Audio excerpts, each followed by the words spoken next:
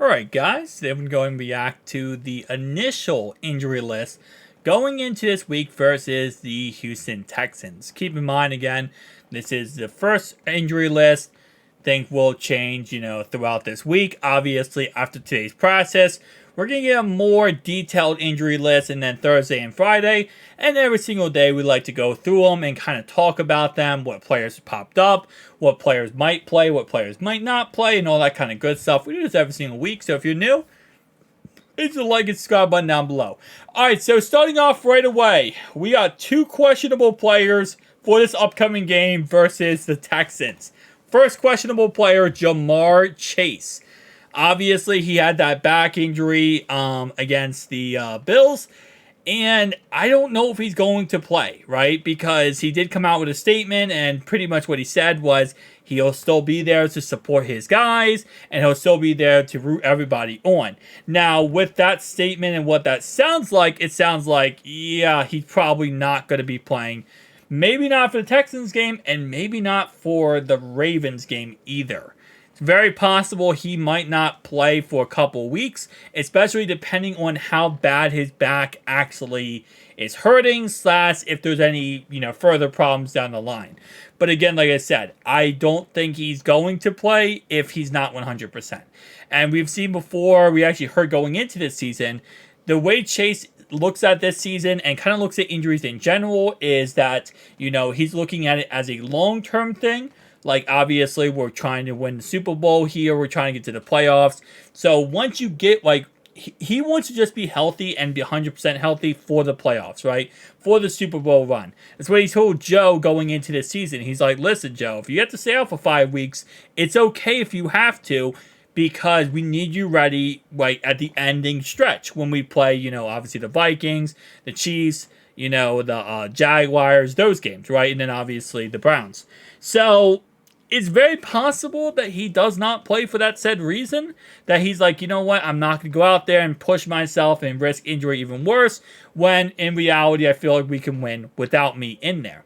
And again, last season, as Chase said himself, that, he could have came back 1 week earlier last season. But instead, he decided to sit out another week because he felt like it was best for him, for his body, to get another week's of rest, rather than going and playing 1 week earlier. So, if that's all the case, I would not be surprised if he does not play versus the Texans here. He might play versus the Ravens, but he's probably not going to be playing for the Texans. He is questionable. But again, Chase is looking at the bigger picture here. He is not looking at a every game basics, which again, at the end of the day, makes perfect sense. And to be honest, if we don't have him for the Texans game, but we have him for, let's say, a playoff game, divisional, championship, Super Bowl, I think we'll be better off in that scenario there, right? Second one we have here is Josh. Now, he was out last week with his shoulder injury, and he is still questionable going into this week. Now, some other players who will probably pop up on this injury list will be Devin Harper. Will also be, of course, as always, Keem Davis-Gaither. He's another player who will pop up on this. And there might be some other players, like, for example, Trey Hendrickson because of his toe. But we should be good on him when it comes to any problems or injuries.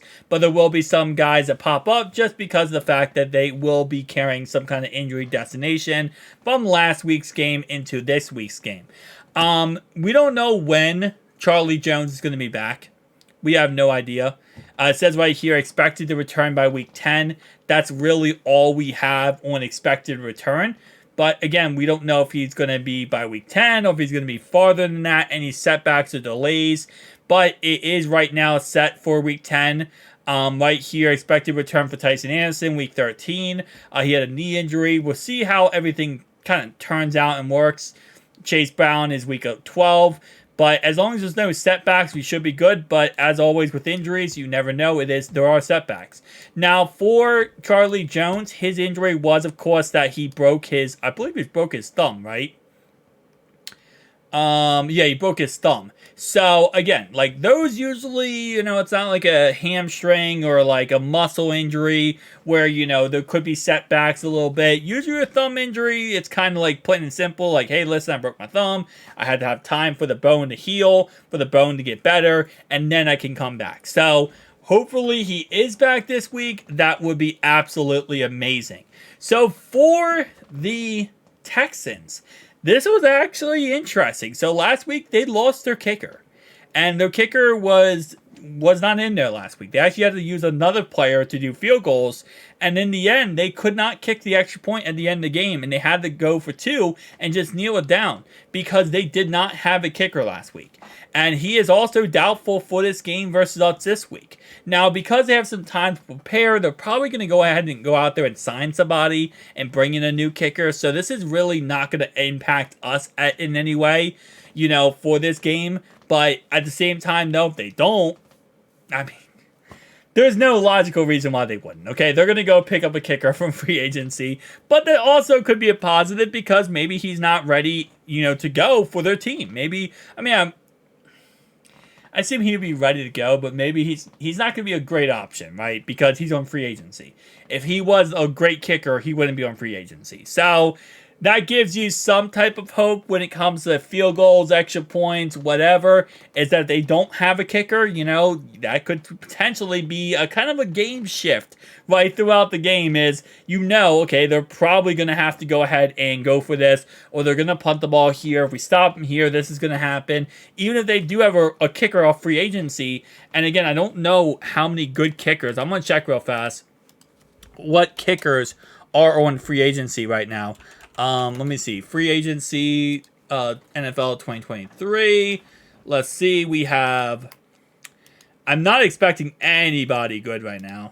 Available. The best kicker available right now is Mason Crosby, Ryan Suckup, Robbie Gould, Randy Bullock, Zane Gonzalez, Brett Maher. Yeah, none of these guys are good.